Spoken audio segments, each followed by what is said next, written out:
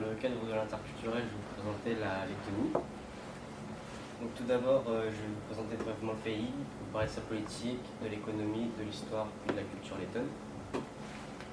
Tout d'abord, la Lettonie est située ici, entre la Lituanie, la Biélorussie, la Russie, l'Estonie et la mer Baltique.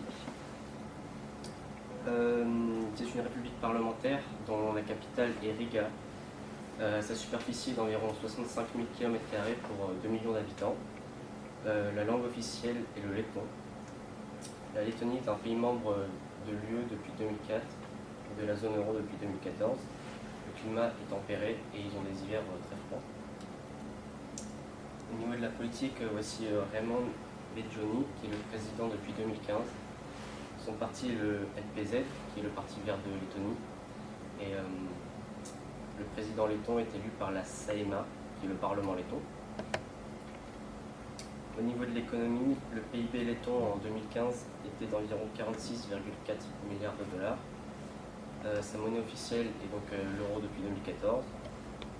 Le PIB est généré à 73% par le secteur tertiaire, 10% par l'industrie et à peu près 5% par l'agriculture. En 2008, la grave crise des subprimes a causé le recul de 17% du PIB. Au niveau de l'histoire, au XVIIe siècle, la Lettonie faisait partie de la Pologne, puis au XVIIIe siècle de l'Empire russe.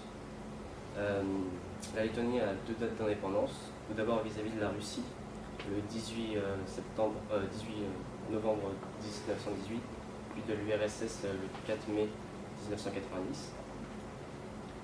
Au niveau de la culture, donc, la deuxième langue la plus parlée est le russe. C'est la langue des affaires, mais vous pouvez également utiliser l'anglais. C'est un pays de tradition luthérienne qui est une branche du protestantisme.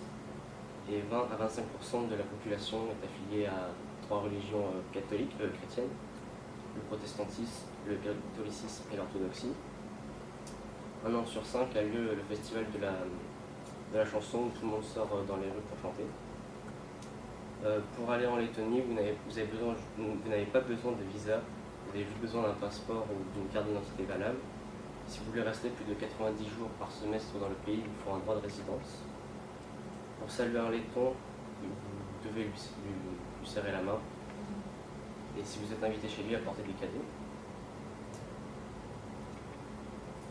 Voici du rup maïsé, qui est un pain noir de seigle typique des pays baltes, et un klingeris, qui est une brioche au raisin et aux épices. Voici quelques mots